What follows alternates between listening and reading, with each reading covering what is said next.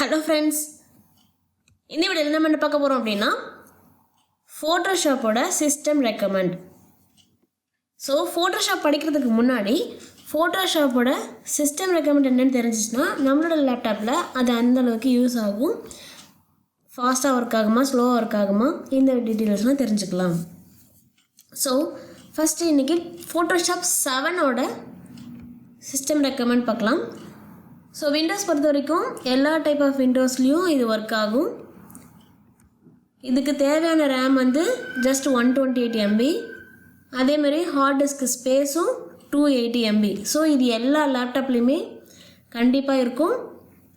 இதுலேருந்து உங்களுக்கு என்ன தெரியுது, 2 GB ரேம்லேருந்து 32 GB ரேம் வரலையும் இருக்க எல்லா லேப்டாப்ஸ்லேயும் இதை யூஸ் பண்ண முடியும்.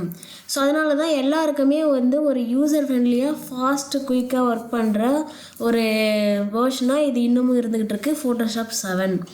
ஓகே, அதுக்கடுத்து இதுக்கு பெருசாக கிராஃபிக்ஸ் கார்டு ஒன்றும் தேவைப்படாது. நம்ம கவர்மெண்ட்டில் ஃப்ரீயாக கொடுக்குற லேப்டாப்லேயும் இந்த ஃபோட்டோஷாப் ஒர்க் ஆகும். ஸோ இதுக்கு வந்து ரேம் வந்து ரொம்ப அதிகமாக தேவைப்படலை, மெமரியும் அதிகமாக தேவைப்படலை. ஸோ ரொம்ப லைட் வெயிட்டான சாஃப்ட்வேர்னு சொல்லலாம். ஸோ அதனால் எல்லா லேப்டாப்புக்கும் பக்கா கன்வீனியண்ட்டாக இருக்கும். ஓகே, ஸோ மானிட்டர் ரெசல்யூஷனும், அதாவது இந்த ஸ்க்ரீன் சைஸ் இருக்கு இல்லையா, ரெசல்யூஷன், ஸோ அதுவும் பார்த்திங்கன்னா ரொம்ப மினிமமாக தான் இருக்குது. ஸோ எல்லாத்துலேயுமே இது கம்ஃபர்டபுளாக இருக்கும். ஓகே, மேக்கை பொறுத்தவரையும் அதே தான்.